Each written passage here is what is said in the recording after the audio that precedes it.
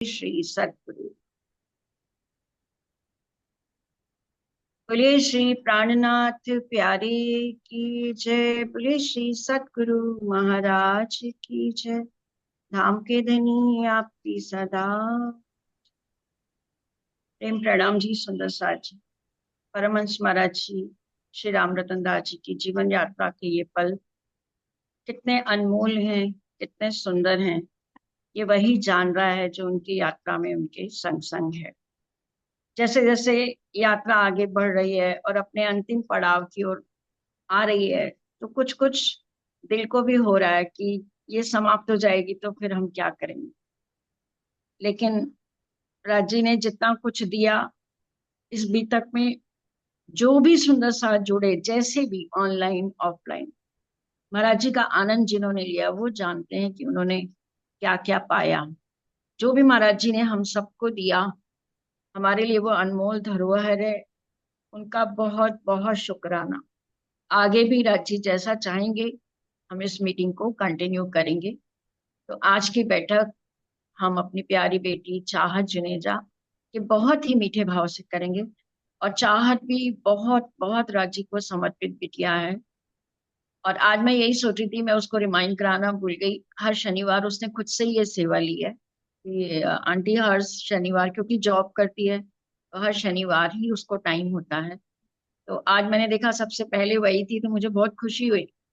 ऐसे बच्चे ही होना चाहिए। ये हो, कामाक्षी है, तन्वी है, बहुत समर्पित है धनी पर। तो बहुत बहुत अच्छा लगता है। बहुत इन बच्चों को प्यार आशीर्वाद।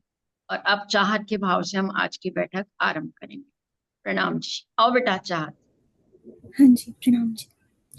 सभी सुंदर सार जी के चरणों में प्रेम प्रणाम जी। बोलिए श्री प्राणनाथ प्यारे की जय। बोलिए श्री सतगुरु महाराज की जय।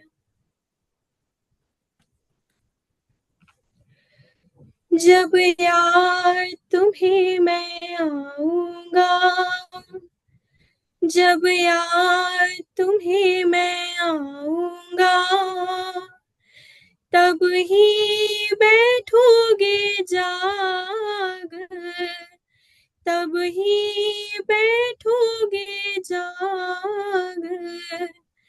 गए आए कछु नहीं, गए आए कछु नहीं, सब रूहें बैठी अंग लगाए। याद तुम्हें मैं आऊंगा, जब याद तुम्हें मैं आऊंगा। हाय हाय क्यों ना सुनो रूहे अर्श की, हाय हाय क्यों ना सुनो रूहे अर्श की। कहे अर्श एक बकावतन, हाय हाय क्यों ना सुनो रूहे अर्श की। एक बकावतन रूह अल्लाह ने जाहिर किया, काहू सुनिया नाई ते दिन, काहू सुनिया नाई ते दिन। यार तुम्हें मैं आऊंगा, जब यार तुम्हें मैं आऊंगा। कैसा हाल है तुम्हारा, हो कैसे वतन में तुम। कैसा हाल है तुम्हारा, हो कैसे वतन में तुम। कौन बड़ाई तुम्हारी, हाय हाय आवे न याद कसम, हाय हाय आवे न याद कसम। यार तुम्हें मैं आऊंगा, जब यार तुम्हें मैं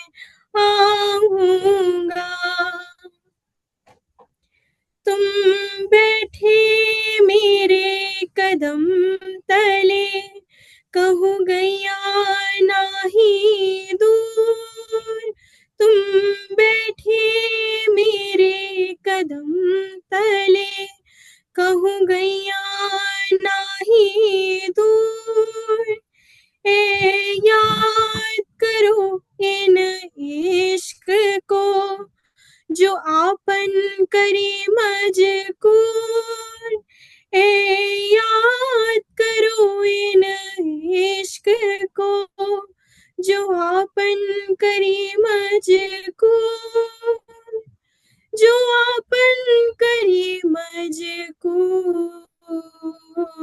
याद तुम्हें मैं आऊंगा, जब याद तुम्हें मैं आऊंगा। छिपाया अपनी में हर तले, दिखाया और आलम। छिपाया अपनी में हर तले, दिखाया और आलम।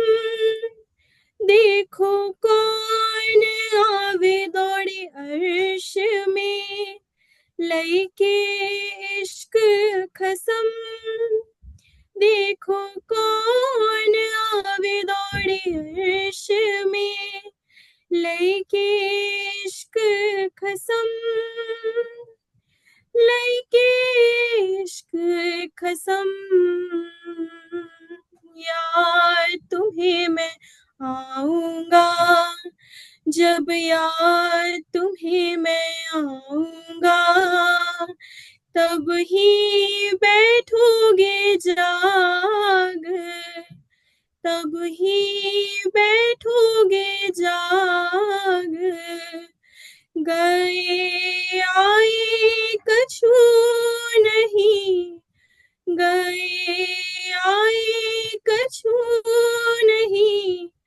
सब रूहें बैठी अंग लगा, याद तुम्हें मैं आऊंगा, जब याद तुम्हें मैं आऊंगा। जब याद तुम्हें मैं आऊंगा। बोलिए श्री प्राणनाथ प्यारे की जय। बोलिए श्री सद्गुरु महाराज की जय। प्रणाम जी। प्रणाम जी, प्रणाम जी। बहुत बहुत सुंदर भाव चाहत और खिलवत वाणी का ये प्रकरण है। एक दो इसमें जो करेक्शन है मैं तुम्हें वो बताती हूँ कि गए आए काहू नहीं, है ना, कि हम सुंदर साथ मूल मिलावे में ही हैं। हमारे जो मूल तन है वो मूल मिलावे में ही हैं। और गए आए काहू नहीं, रूहें बैठी अंग लगाए, हम वहीं पर अंग लगाए बैठे हैं, लेकिन हमें ये लग रहा है कि हम यहाँ पर हैं। और एक अंतरे में है ना, हाय हाय क्यों ना सुनो रूहें अर्श की, हक बका वतन। वो एक की जगह वो हक है, हो सकता है राइटिंग तुम्हें मेरी समझ में ना आई हो, तो हाँ इसलिए वो जी। बात है। बाकी बहुत अच्छा गाया। इसमें देखिए खिलवत वाणी में राजी ही हमको कह रहे हैं कि याद तुम्हें जब मैं आऊंगा तब ही बैठोगे जाग। जैसे हमारे मन में एक प्रश्न होता है ना, जैसे अभी इतने दिनों से मेरे भी मन में था कि हमारी जागृति क्यों नहीं हो रही। इतना महाराज जी का हम संग कर रहे हैं, उनकी यात्रा में भी हैं, और कितने कितने लोग जो उनको जानते तक नहीं थे उनके साथ बोरिया बिस्तर उठा के चलने को तैयार हैं। वो दो यादव को देखिए कैसे, एक जो ट्रेन में ही सीट के नीचे ही बैठ गए थे, छिप गए थे कि मैं तो आपके संग ही चलूंगा। तो उसका जवाब आज इस किरंतन में दिया है राजी ने कि जब राजी पहले हमारा जिक्र करते हैं तब हम उनका जिक्र करते हैं। तो जब राजी कह रहे हैं तुम्हारे दिल में जरा भी मेरी याद बस जाएगी ना, जरा भी हृदय में यदि चोट लग जाएगी ना, तो तुम वैसा ही जाग कर तुरंत बैठ जाओ। तो हमें वही इंतजार है कि हम कैसे कसनी करके, कैसे अपने सदगुरु के वचनों पर चल के अपनी परात्मा में जागृत हों, अपना जो मुकाम है उस पर हम पहुंचे। हमारा जो आने का मकसद है इस संसार में उसको हम पूरा करें। तो ये सदगुरु वचनों से ही संभव है। तो सदगुरु से ही यही अर्जी है कि वो हमें अपनी मंजिल तक पहुंचाएं। तो अभी हम बेटी कामाक्षी के संग चल रहे हैं अपनी यात्रा के आगे के पड़ाव। कल तक हमने महाराज जी की बितक में जाना उनकी यात्रा में कि अब महाराज जी मुजाहिदपुर होते हुए और अपने घर जूड़ गांव में, मतलब अपना शेरपुर के बाहर जो जूड़ गांव है वहां पर आकर ठहरे हैं। अब वहां पर उनको लोगों ने जब देखा तो ये समझा उन्होंने कि भाई जरूर ये गए हैं और बहुत कुछ धन कमा कर भी लाए होंगे। घर की हालत बहुत खराब थी, बेटी विवाह योग्य थी, उसकी चर्चा चलती थी, लेकिन बेटी के विवाह पे धन कौन खर्च करे, ये एक बहुत बड़ा प्रश्न था जिसके कारण गांव का कोई भी व्यक्ति आगे नहीं आता था। पत्नी जो थी सधवा होकर भी उनको विधवा जैसा जीवन व्यतीत करना पड़ रहा था, क्योंकि कभी खबर नहीं थी। महाराज जी को 7 साल हो गए हैं निकले, कोई खबर नहीं महाराज जी को। तो लोगों ने फिर समझा कि पता नहीं है भी या नहीं, तो उनकी पत्नी के बिछुआ और जो सुहाग की निशानियां हैं वो सब उतरवा दी गई थी। तो सधवा होकर विधवा का पत्नी ने असर लिया। महाराज जी कह रहे हैं कि पति के होते हुए भी उनकी पत्नी ने विधवा का जीवन व्यतीत किया। मिला ना सुख दाता कोई भी, मिला जो उसको दुख दिया। उस पत्नी का ऐसा भाग्य कि कोई भी उनको सुख देने वाला नहीं हुआ, कहीं से भी उनको राहत नहीं मिली। घर में धन की कमी और बच्चों की परवरिश, ये तो एक प्रश्न था ही, साथ में उनको जो ताने सुनने पड़ते थे कि जो पति जिसका छोड़कर चला गया हो, तो ऐसी स्त्री को तो समाज कभी भी अच्छी निगाह से नहीं देखता। चाहे इसमें पति का ही कारण था, उनका मन ही कारण था, उनका मन में वैराग्य इतना था। और वो पत्नी से अब की बार तो परमिशन लेकर भी गए थे और अपने भाई को और पत्नी को बोल के गए थे कि कुछ दिन आप गृहस्थी संभालो, मेरा मन नहीं लगता है। लेकिन फिर भी पत्नी को ही सारा दोष दिया जाता है। तो कह रहे सुख देने वाला उसको कोई नहीं था, जो भी मिला उसने उसको दुख दिया। अतः खर्च के भय से कोई बढ़ा ना पाया इसमें हाथ, गांव भर में चर्चा रहती, हर मुख पर रहती ये बात। अब सारे गांव वाले ये तो कहते थे कि बेटी जो है शादी लायक है, उसका कुछ करना चाहिए करना चाहिए, क्योंकि पहले क्या होता था, किसी की भी बेटी पूरी गांव की बेटी मानी जाती थी।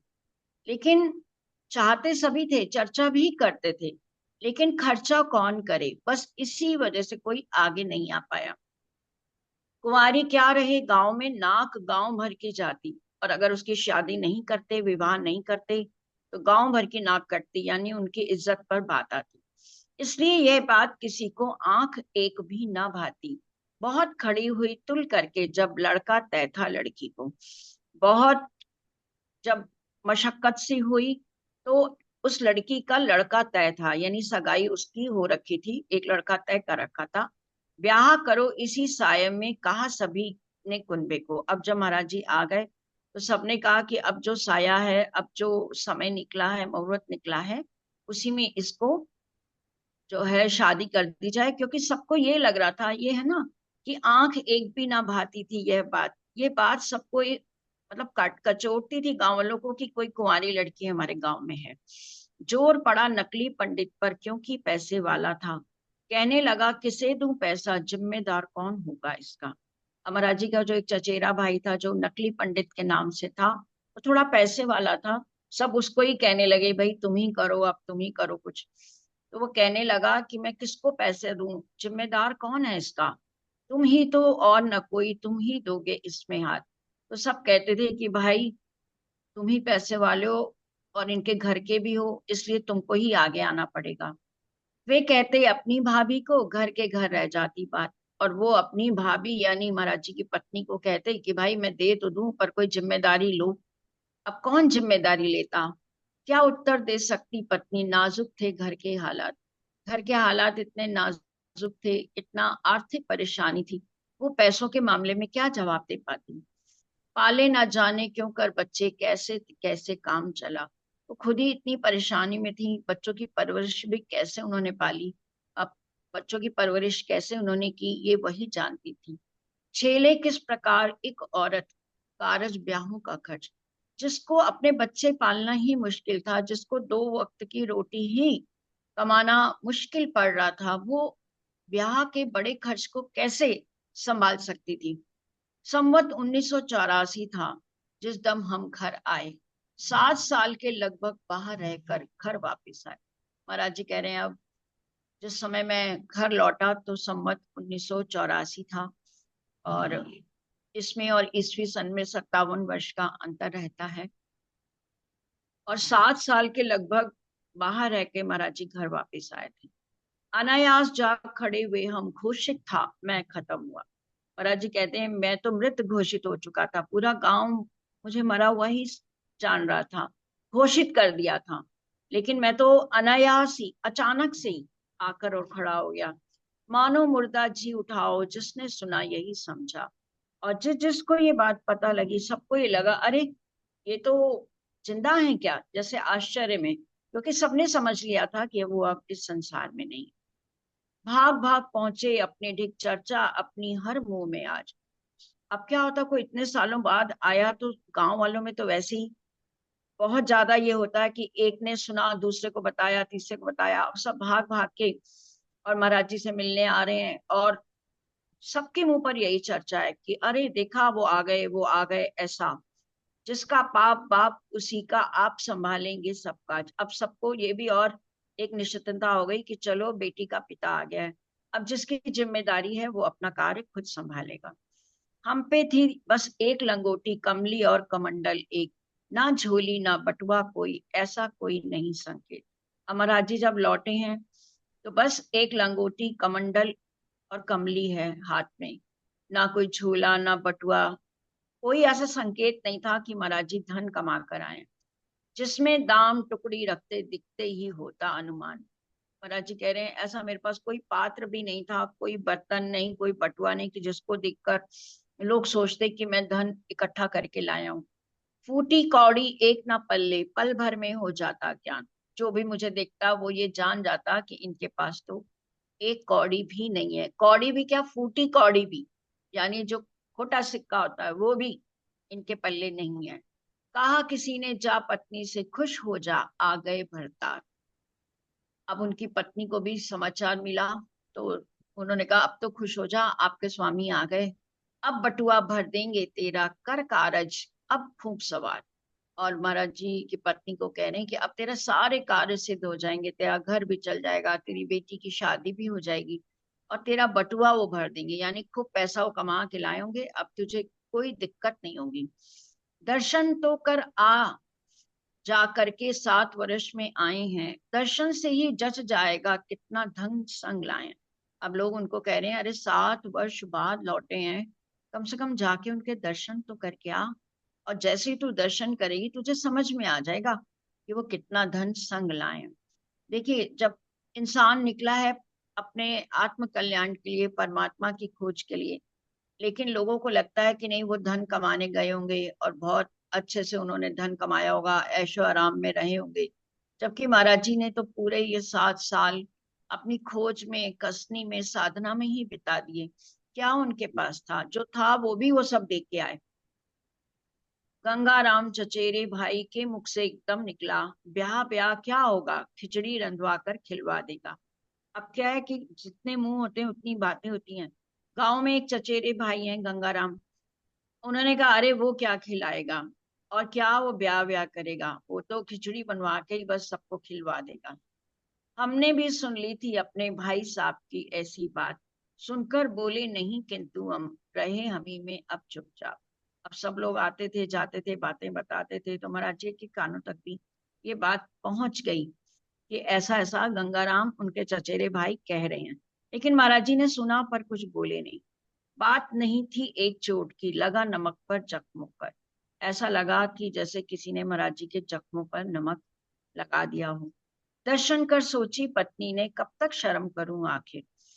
अब 7 साल बाद आई हैं, 7 साल बाद एकदम से भी वो झिझक भी थोड़ा सा रही है कि मैं इतने वर्षों बाद आए, कैसे होंगे, क्या धन लाए होंगे नहीं लाए होंगे, क्या स्वास्थ्य तो ठीक होगा, कैसे देखते हो, कितने प्रश्न दिल में उठे होंगे। तो कुछ समय तो गई नहीं शर्म के मारे, फिर सोचने लगी कि क्या करूं, बेटी का ब्याह भी है, जाना तो पड़ेगा। अतः जूड़ में पहुंची मिलने, हटे सभी एकांत हुआ। जैसे ही वो जूड़ गांव में पहुंची उनसे मिलने के लिए, तो सभी लोग वहां से हट गए और एकांत में अब दोनों की मुलाकात हुई। अपनी अपनी श्रीमती से यह संदिग्ध मिलाप हुआ। महाराज जी कह रहे हैं कि मेरी पत्नी श्रीमती से मेरा ये संदिग्ध मिलाप हुआ, यानी हमने बहुत धीरे धीरे बात करके ये एक मिलाप हमारा हुआ। और दर्श स्पर्श उपरांत मतलब आंखों ही आंखों में जैसे हो जाता है ना कि दिल से दिल का, बहुत ऐसा वाचाल वो भी नहीं थे, वो भी नहीं थी। तो उन्होंने प्रणाम किया और दर्शन जब हो गए उसके बाद दर्श स्पर्श उपरांत पत्नी ने ऐसे हमसे प्रश्न किया, क्या लाए हो मेरी खातिर दो, आगे को हाथ किया।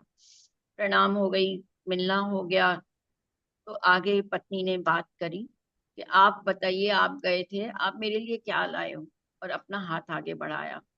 आप कमाने गए हुए थे, बहुत लाए होंगे धन साथ। अब पत्नी ने अपने सही बात पर वो आई कि आप तो कमाने गए थे ना, और आप इतना लंबा समय बिता कर आए, तो आप तो बहुत सारा धन लाए होंगे। सुरता आपकी ब्याहने को है, लाओ किया फिर आगे हाथ। सुता आपकी ब्याहने को है, और ये बोली कि आपकी बेटी अब ब्याह नहीं होगी, हो गई है। और फिर हाथ आगे किया, बताइए आप क्या लाए हो, कितना धन लाए हो। बोले हम अपनी पत्नी से, पत्नी का धन पति होता। अमरा जी के पास धन तो कुछ था नहीं। अब वो उनको समझा रहे हैं कि तू कौन से धन की बात करी है, पत्नी का धन कौन होता है, उसका पति होता है। और मैं अब आ गया हूँ सही सलामत, तो भेजो शुक्र श्री सदगुरु को, मरा हुआ फिर आन मिला। कह रहे हैं मैं तो मृत घोषित हो चुका था, गांव में तो सब मुझे मरा हुआ ही मान रहे थे। ये तो भगवान की कृपा, सदगुरु की कृपा मानो, उनका शुक्राना करो कि जो तुम्हें मरा हुआ पति फिर से आके मिल गया। ऐसा हुआ ना होगा आगे, दिया तुझे जो सदगुरु ने। इससे सदगुरु ने जो तुझे दिया वो तो कभी किसी को नहीं मिला। कि जिसको एक बार जो चला जाता है, लौट के आने की उसकी कोई उम्मीद नहीं होती, तो वो तो नहीं आता। लेकिन कुछ ऐसी सदगुरु की देखो कृपा है कि मैं फिर से लौट कर आया हूँ। तो इतना सदगुरु ने जो तुम्हें दिया है, वैसा तो कोई धन दिया ही नहीं किसी को उन्होंने।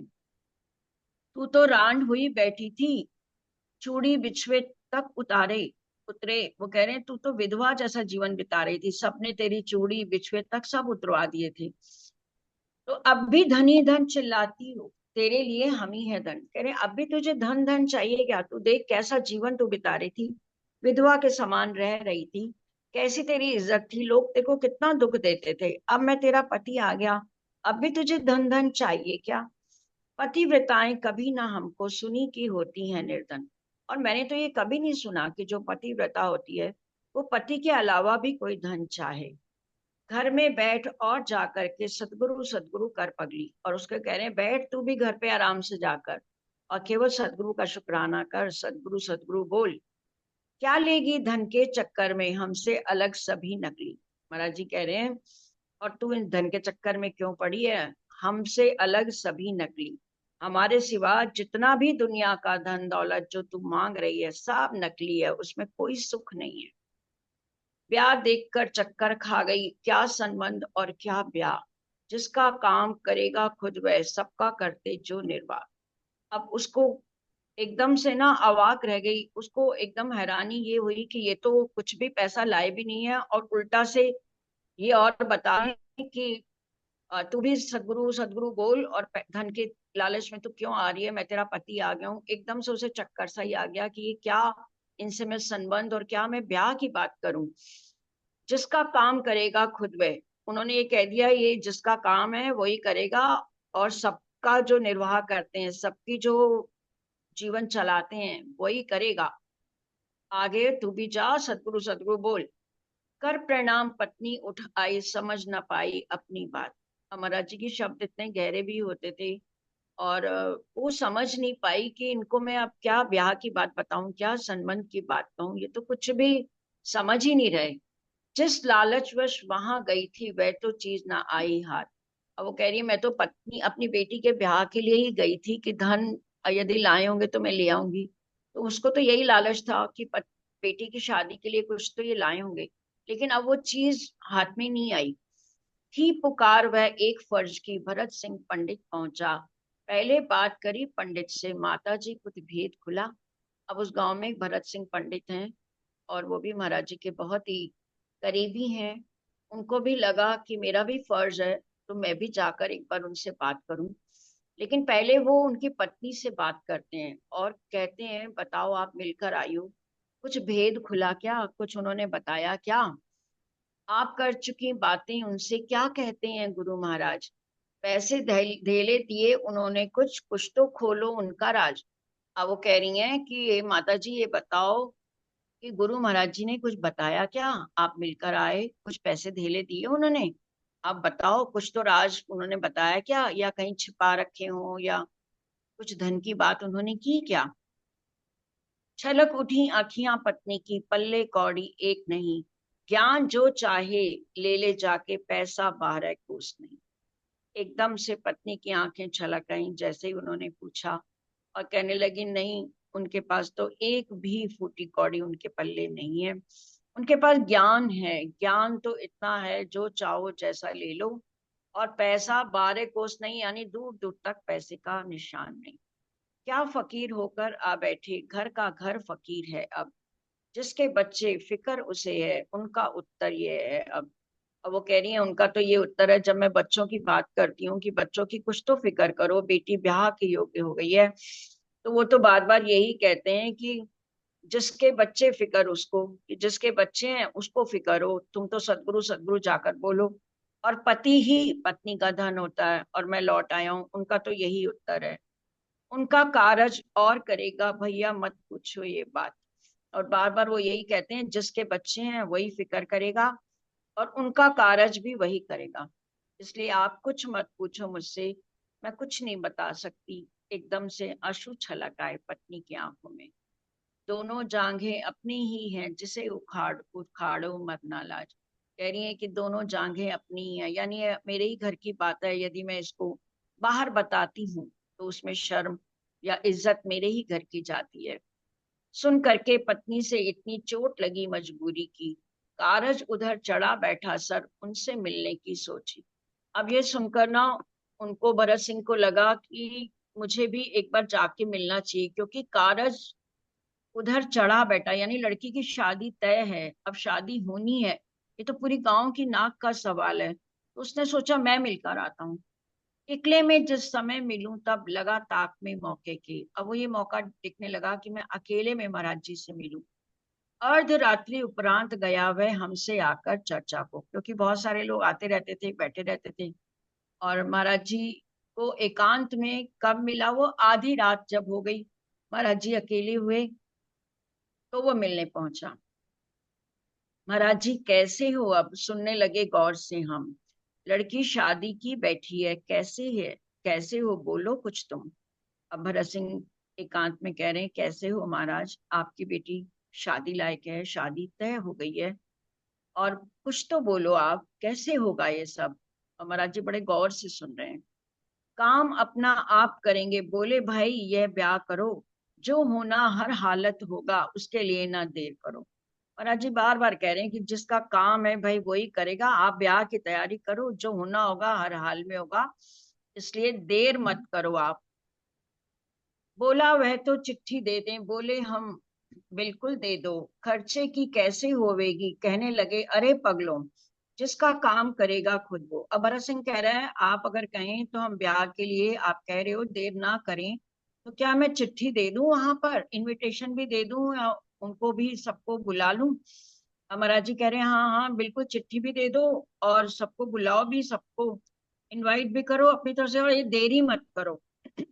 अब भरत सिंह पूछ रहे हैं, महाराज जी आप कह रहे हो कि लड़के वालों को मैं चिट्ठी भी भेज दूं, सबको आमंत्रित भी कर दूं, तो धन का तो बताओ कि धन का क्या होगा, खर्चे की कैसे होगी। तो महाराज जी कहते हैं, अरे पगलों, जिसका काम करेगा खुद वो, अन्य ना कोई कर सकता, दुनिया से अपने नहीं होता, औरों का क्यों कर होगा। वो कह रहे ये बताओ, ये तुम्हारा मेरा काम तो है नहीं, कि जिसका काम है वही करेगा, और ये काम तो वैसे ही परमात्मा के होते हैं, और दुनिया वाले क्या करेंगे, दुनिया वालों से तो अपने ही काम नहीं होते, तो वो दूसरे का क्या करेंगे।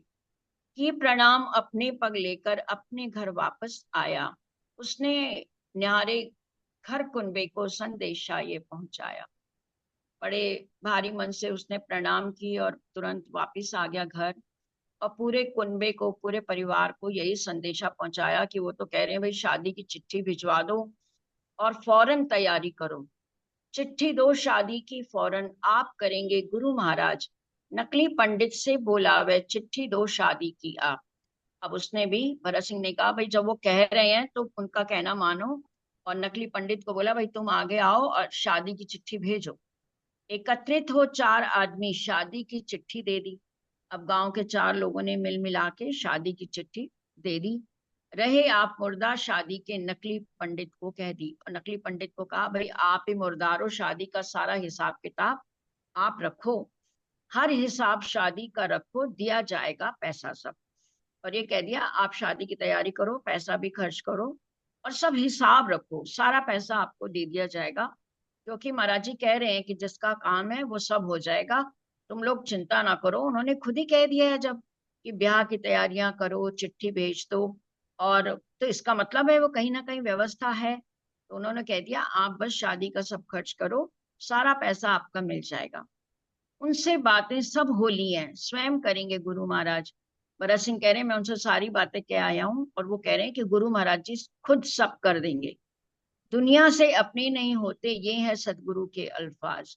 और कह रहे हैं सदगुरु महाराज जी कह रहे हैं कि दुनिया के तो अपने ही काम नहीं होते, ये काम तो गुरु महाराज करेंगे, क्योंकि ये उनके ही बच्चे हैं, उन्हीं को फिक्र है, और वही सब करेंगे। धरा ज्यों ही दिन समझो आया, बाकी रहे 8 दिन अब। शादी की चिट्ठियां दे दी, गांव में न्योता हो गया। अब धीरे धीरे दिन बीत रहे हैं, तैयारियां हो रही हैं, बस 8 दिन बाकी रह गए।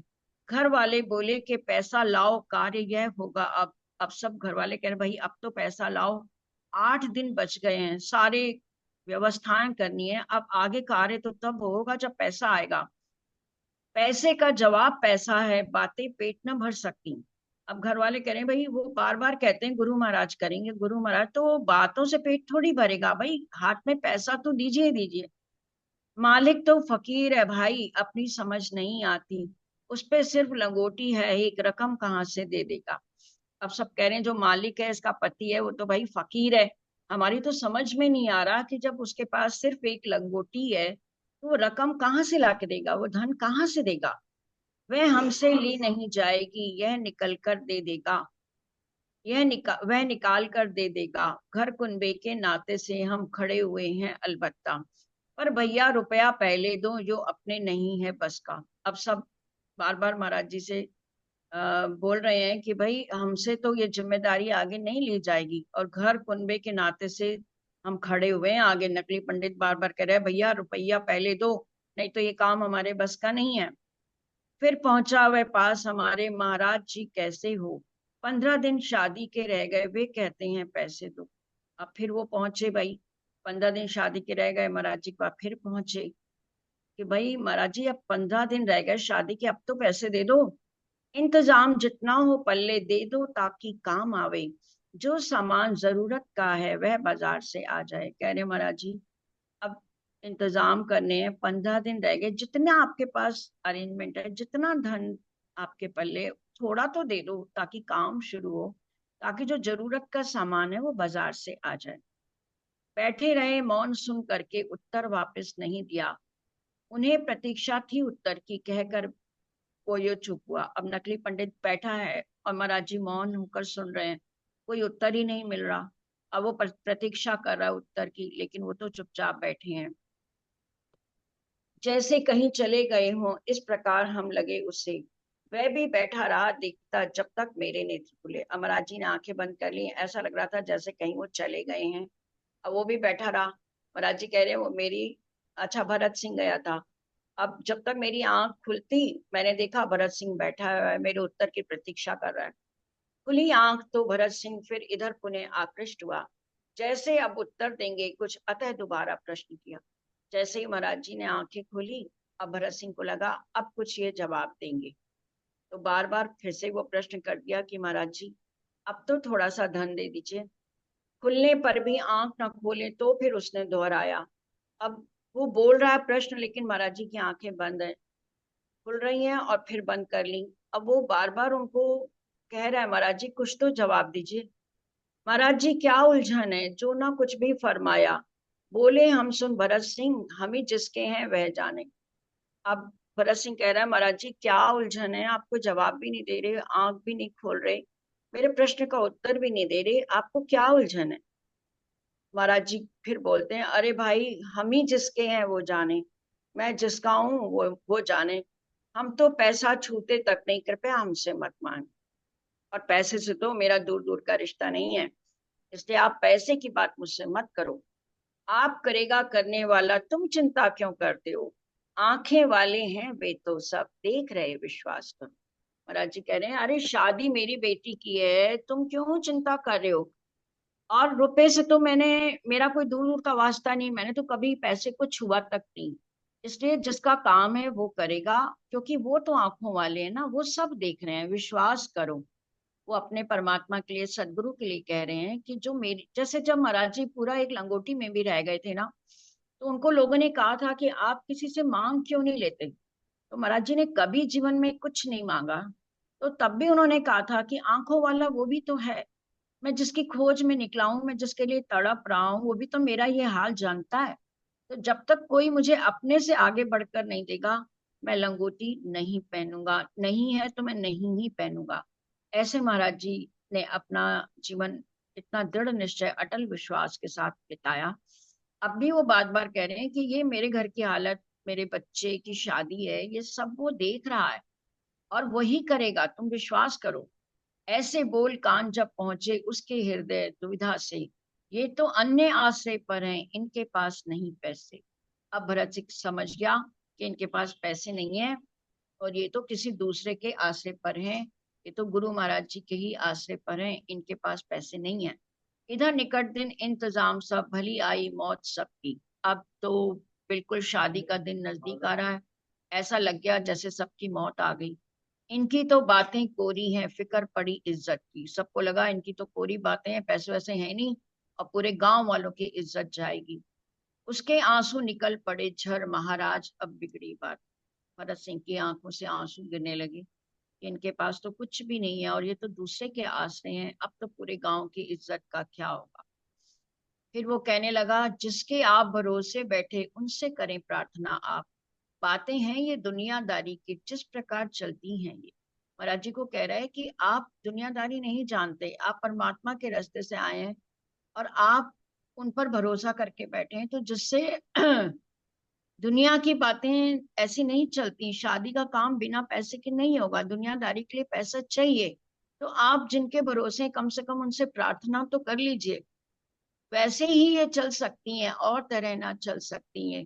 सगे संबंधी सभी दिख गए, कोई नहीं आवेगा काम, तुम ही को करना होगा सब, ना देगा एक छदाम। वो कह रहे महाराज जी को, आप पिता हो उसके, दुनियादारी ऐसे नहीं चल सकती है जैसे आप कह रहे हो। सगे संबंधी भी तब आगे आएंगे जब आप आगे आओगे, इसीलिए आपको ही आगे आना होगा। आप कहो अपने सदगुरु से, अब देरी की बात नहीं, तीर गया चुटकी से बाहर, अब वह अपने हाथ नहीं। अब महाराज जी को वो कह रहा है, आप अपने सदगुरु को बुलाओ, अब देर मत करो, और अब हमारी इज्जत का सवाल है।